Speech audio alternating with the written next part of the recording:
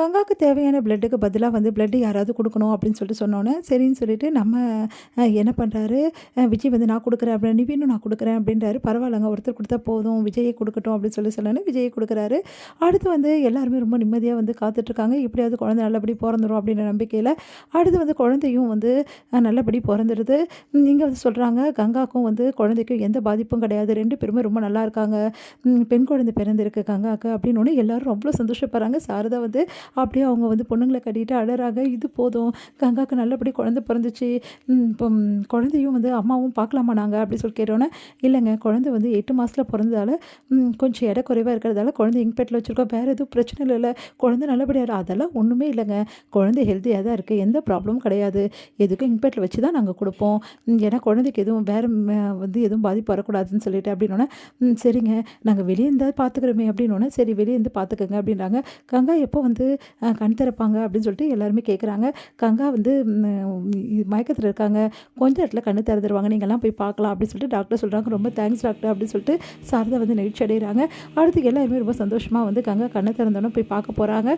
கங்கா வந்து அம்மா அவர் வரலையாம்மான்னு சொல்லிட்டு முதல் எடுத்தோடனே வந்து கேட்குறாங்க குமரனை. எல்லாருமே அப்படி பார்க்குறாங்க. குழந்தை முதல்ல கேட்குறேன்னு, என்னடி நீ தம்பியை முதல்ல கேட்குற, வரமாமல் இங்கே போயிட்டு போகிறாரு, அதெல்லாம் தகவல் வந்து கொடுத்தாச்சு வந்துடுவார் அப்படின்னோடனே, இங்கே பாரு நீ சொல்கிறதெல்லாம் நம்ப மாட்டேன், நீ சொல்லு வந்து காவேரி, கண்டிப்பாக மாமா வந்துடுவாருக்கா, நீ கவலையே படாத, நாங்கள் தான் வந்து மாமா கிட்ட சொல்லிட்டோம்க்கா, இப்போ வந்துடுவாருக்கா, நீ கவலைப்படாதக்கா அப்படின்னோடனே, சரிடி அவர் வந்து குழந்தைய பார்க்கணும், குழந்தை எங்கடி காணோம் அப்படின்னோடனே, அதான் நான் சொல்லியிருப்பாங்கல்ல குழந்தைய அங்கே வச்சுருக்காங்கன்னு சொல்லிட்டு, இன்னும் கூட எடுத்துகிட்டு வரலையே, அதெல்லாம் எடுத்துகிட்டு வருவாங்க, குழந்தை கொஞ்சம் வந்து குறப்பிரசத்தில் பிறந்துச்சுல, அதனால் குழந்தைக்கு ஏதாவது ஆகக்கூடாதுல பாதிப்பு, அதனால தான் வச்சுருக்காங்க, குழந்தை நல்லபடி இருக்குக்கா, எந்த பிரச்சனையும் இல்லைக்கா அப்படின்னோடனே, இப்போ தானே நிம்மதியாக இருக்குன்னு சொல்லிட்டு கையப்படி அக்கா கவலைப்படாமல் இருக்கா அப்படின்னு சொல்லிட்டு ஆறுதல் சொல்லிட்டு வெளியே வராங்க காவேரி.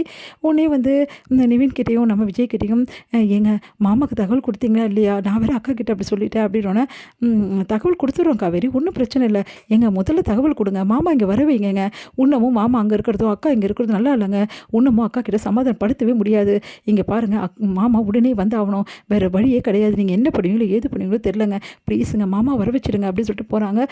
இப்போ என்ன பண்ணுறது விஜய் அப்படின்னோடனே, ஏதாவது பண்ணுவோம், எப்படியாவது வந்து தேடி கண்டுபிடிச்சி தான் ஆகணும், சரியா அவர் வந்து காண போன விஷயத்த ஒன்று நம்ம சொல்லாமல் இருக்கமே, இப்போ இது தெரிஞ்ச பெரிய பிரச்சனை ஆகிடுமே விஜய் அப்படின்னோடனே, இது இப்போல்லாம் சொல்லக்கூடாது, இப்போ இருக்க நிலைமையில யாரும் எதுவும் தாங்கக்கூடிய நிலைமையில இல்லை, அதனால் நம்மளே பார்த்துப்போம் நிவின் அப்படின்றாங்க. சரி அது போட்டோம், இப்போ அந்த பசுபதிக்கு ஏதாவது ஒன்று பண்ணணும் விஜய் அப்படின்னா, அதுக்கு தான் நான் எல்லா ஏற்பாடும் பண்ணிகிட்ருக்கேன், அந்த பசுபதியும் வந்து அந்த ராகவும் தப்பிக்க முடியாது, ஒரு நிமிஷம் இருங்க அப்படின்னு சொல்லிட்டு ஃபோன் பண்ணி கேட்குறாங்க. என்ன சார் ஓகேவா, எல்லாம் சரியாயிடுச்சுங்க, அவங்களுக்கு அரெஸ்ட் வாரண்ட் பிறப்பிச்சிட்டோம், இதுக்கப்புறம் எந்த பிரச்சனையும் இல்லை, அவங்கள சீக்கிரமாகவே வந்து நாங்கள் அரெஸ்ட் பண்ணிவிடுவோம் அப்படின்னோடனே நிம்மதி அடைகிறாங்க. கேட்டிங்களா நிவின் அப்படின்னோடனே, அரெஸ்ட் வாரண்ட் ஆமாம், இதுக்கப்புறம் அவங்க 2 பேரும் விட்டு வைக்கிறது தப்பு, அதனால தான் வந்து நம்மளை அட்டாக் பண்ண விஷயத்தை எல்லாத்தையுமே சொல்லி அவங்களுக்கு அரெஸ்ட் வாரண்ட் வந்து வைக்கணும், அவங்கள அரெஸ்ட் பண்ணணும்னு சொல்லிட்டு நான் கோரிக்கை வச்சேன், அதன்படி அவங்களுக்கு அரெஸ்ட் வாரண்ட் இஷ்யூவும் பண்ணிட்டாங்க, இதுக்கப்புறம் அவங்க தப்பிக்கவே முடியாது, அவங்கள அரெஸ்ட் பண்ணி தீருவாங்க, விஜய் நல்ல வேலை பண்ணிங்க, அந்த ஆளுக்கெல்லாம் இப்படி தான் ஒரு பதிலடி கொடுக்கணும், எவ்வளோ தைரியமாக இருந்தால் இந்த மாதிரி கேவலமான ஒரு வேலையை செய்வான் ரவுடிங்களை விட்டு, அதனால் சும்மாவே விடக்கூடாது, அவனா என் மாமன் சொல்கிறதுக்கு எனக்கு அசிங்கமாக இருக்குது அப்படின்றார் நிவின். நீங்கள் கவலைப்படாதீங்க நிவின், பார்த்துக்கலாம் அப்படின்னோடனே, சரி தாத்தா பாட்டிக்கு எந்த பிரச்சனையும் இல்லை, அவங்களுக்கும் போலீஸ் வந்து பாதுகாப்பாக இருக்காங்க, சரி பாருங்கள் போலீஸ் வந்துட்டாங்க அப்படின்னு சொல்லிட்டு வராங்க. போலீஸ் வந்து என்னாச்சுங்க, எல்லாமே எங்களுக்கு கம்ப்ளைண்ட்டாக எழுதி கொடுத்துட்டீங்க, இப்போ இன்னமும் நீங்கள் இங்கே எதுவும் பிரச்சனை இல்லைல்ல அப்படின்னு சொல்லிட்டு கேட்குறாங்க. இல்லை சார் இங்கே எதுவும் பிரச்சனை இல்லை அப்படின்னோடனே, இங்கேயும் 2 போலீஸ் பாதுகாப்பு போட்டிருக்கோம், கவலைப்படாதீங்கன்னு சொல்லிட்டு போலீஸ் வந்து சொல்லிட்டு போகிறாங்க. சரிங்க அப்படின்றாங்க.